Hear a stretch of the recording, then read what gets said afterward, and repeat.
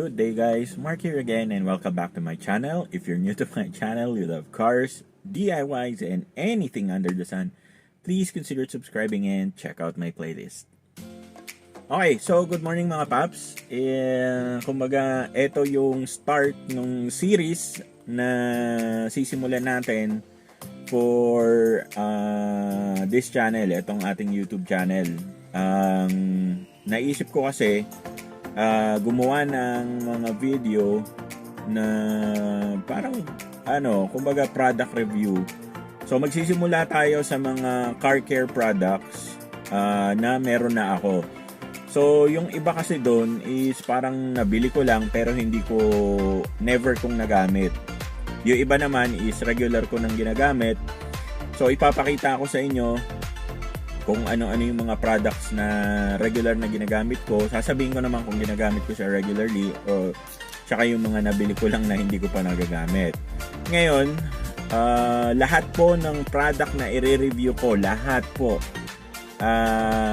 hindi po sponsored. Unang-una, hindi po sponsored. So, expect an honest review galing sa akin. Good or bad, sasabihin ko sa inyo kung ano yung talagang sa tingin ko, kung effective ba yung product, worth it ba siya para sa presyo, tapos ano pa ba, syempre kung ano ba to, kung sulit, 'di ba? So magsisimula muna tayo mga paps sa saan ba to? Sa mga siguro yung car care in terms of wax, yung upholstery cleaner, mga ano pa ba, shampoo. Hindi ko alam kung may car shampoo ako dyan, pero mostly ng mare-review natin ngayon is mga yung mga wax tsaka cleaners. Okay, so today mga paps, ngayong araw ang i-review naman natin ang product is itong do-it-yourself automotive touch-up pen. Ito. So ito yung mga nakikita nyo sa internet, and susubukan natin. And also guys, pag order kayo nito, kailangan ng color code ng sasakyan nyo. So sa Toyota Rush, ang color coding madalas nakikita dito, okay, sa engine bay.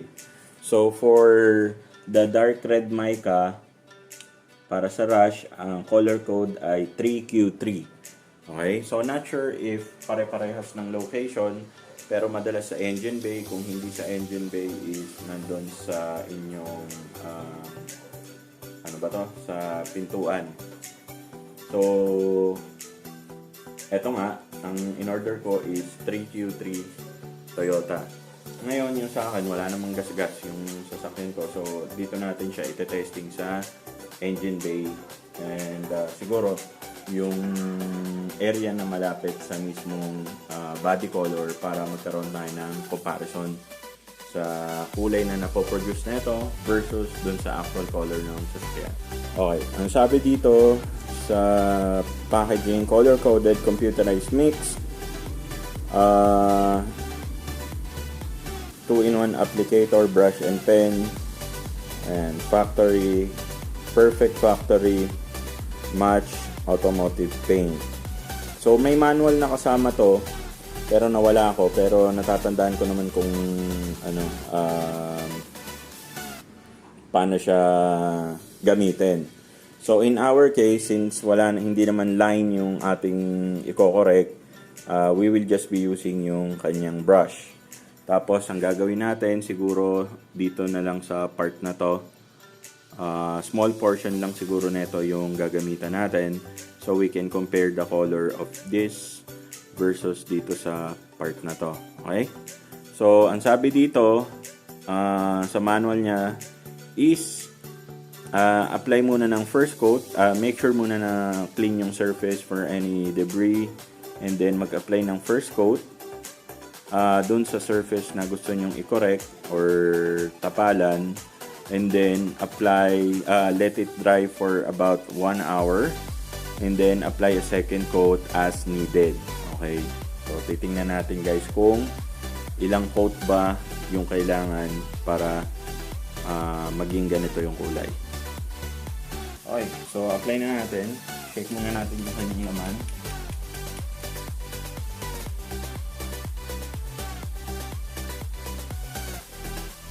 And, bubuksan na natin.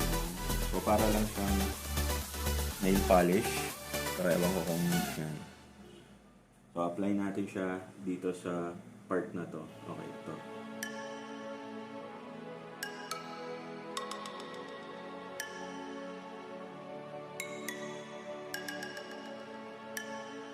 So, siguro kung pen yung gamit mo, para sa akin, you need to have a very, very steady hand.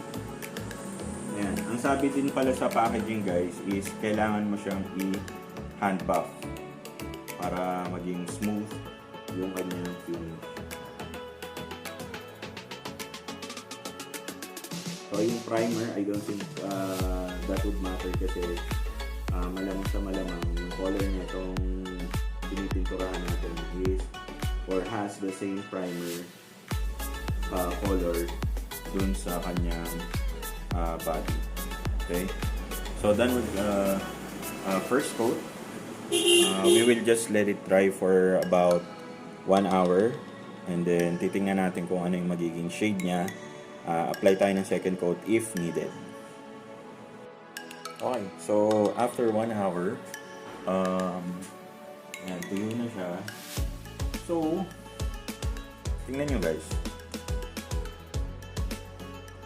So, kung sa color lang, halos hindi nagkakalayo. And remember guys, this is only the first coating. So, siguro, second coat, second or third coat, baka halos parehas na yung itsura. Pero, sige, let's apply apply tayo ng second coating. Siyempre, shake natin ulit.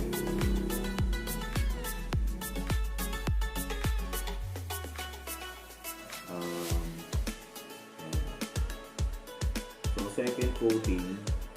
Ang ano ko lang kasi dito guys is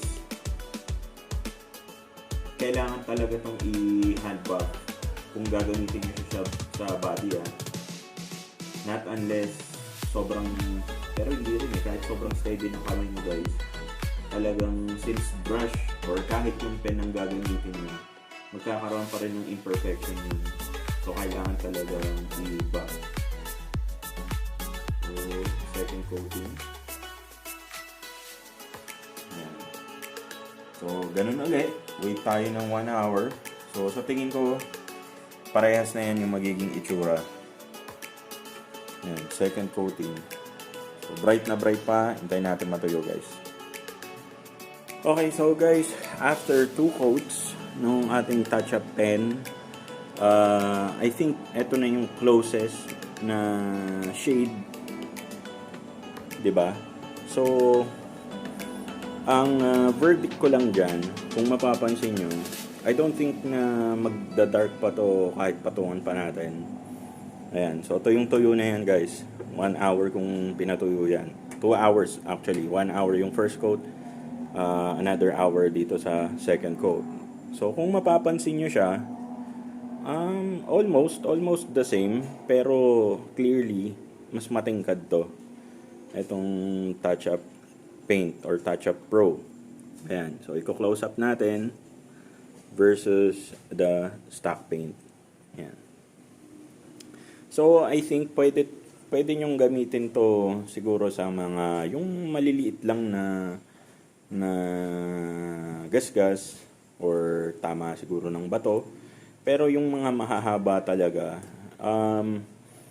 I don't think na yung pag-conceal niya is 100%. So, sige, given na mawawala syempre yung gasgas, pero clearly makikita nyo yung difference ng shade. Diba? Kahit siguro i-hand buff nyo yan, mas, kumbaga, mas magiging light yung shade niyan.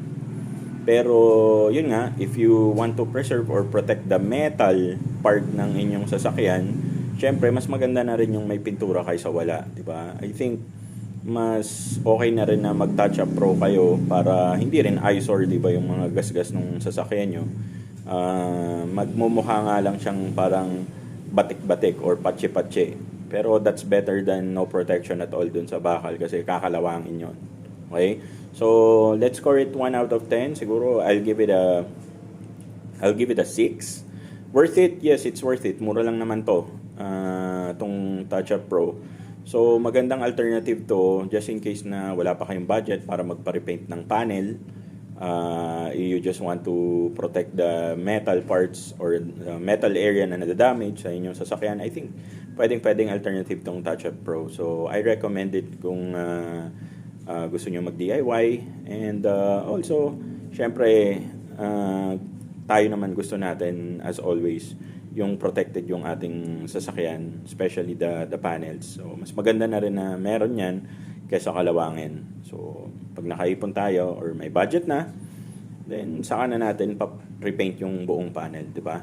So, yung iba nga, instead of touch-up paint or touch-up pro, ginagawa nila parang sticker muna, iniipon yung gasgas.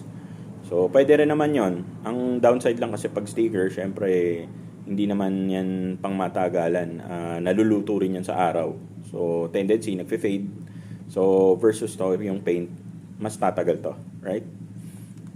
So, yun lang guys. Sana nagustuhan nyo yung video natin today. If you did, please give this video a thumbs up. Kung hindi pa po kayo nakasubscribe, hit nyo na po yung subscribe button. And also guys, marami pa tayong products na i-review dito sa channel natin. If you have any recommendations, let me know sa comment section sa baba.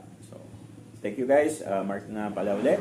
See you guys on our next video.